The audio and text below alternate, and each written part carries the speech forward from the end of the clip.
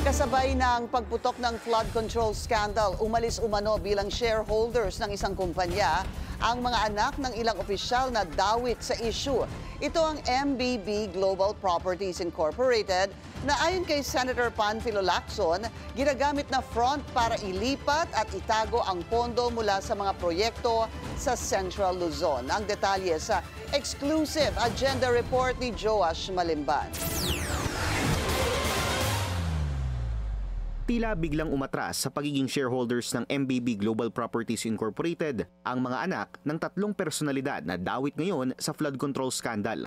Nitong Setyembre kasi nang ilabas ni Senate President Pro Tempore Panfilo Lacson ang umano'y links ni na former DPWH Secretary Manny Bonoan, former DPWH Undersecretary Roberto Bernardo at Candaba, Pampanga Mayor Rene Maglangke. Ang matataas na DPWH officials na ito, tila may family business daw kasama ang isang government contractor, ani Senator Lacson.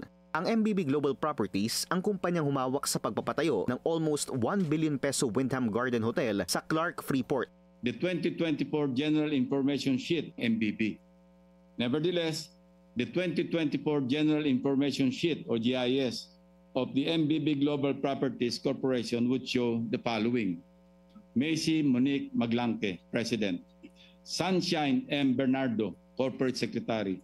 Fatima Gay B. Bonoan de la Cruz, Treasurer. Ulitin ko. Maglangke, Bernardo, Bonoan, MBB. Coincidentally, these are known surnames of today's flood control saga.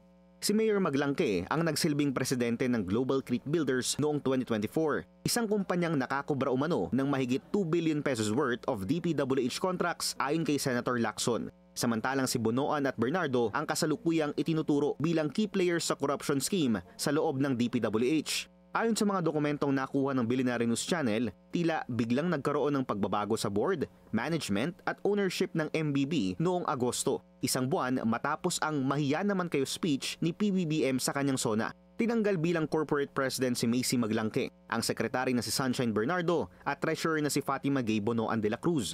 Pinalitan sila ni Mayor Maglangke, isang Donna Pangan at isang Heidi Alarcon na based lahat sa Candaba, Pampanga. Kaya naman pala ang palaging depensa ni dating DPWH Secretary Bonoan, isolated case lang daw ang nakita ni Pangulong Bongbong Marcos sa Ghost Project sa Bulacan. Ayaw na siguro ni Bonoan na maungkat pa sa investigasyon ang Global Creek. Una nang inamin ni Mayor Maglangke sa Billionaire News Channel na siya ang may-ari ng Global Creek Builders na nakakubra ng bilyon-bilyong pisong kontrata sa iba't ibang parte ng bansa. Pero paninindigan niya, lahat daw ay completed, delivered at dumaan sa tamang proseso.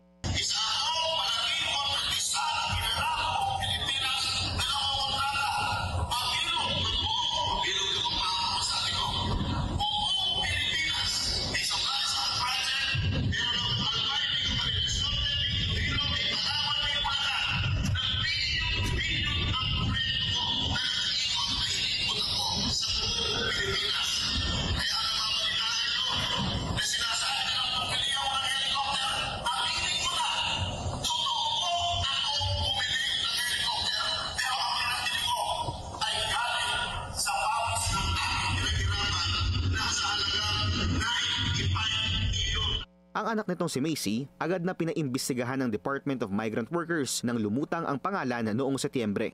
Ilang beses naming sinubukang kunin ng updates ng investigasyon sa ahensya, pero wala pa itong tugon sa aming mga mensahe. Para sa agenda, Joash Malimban, Billionaire News Channel.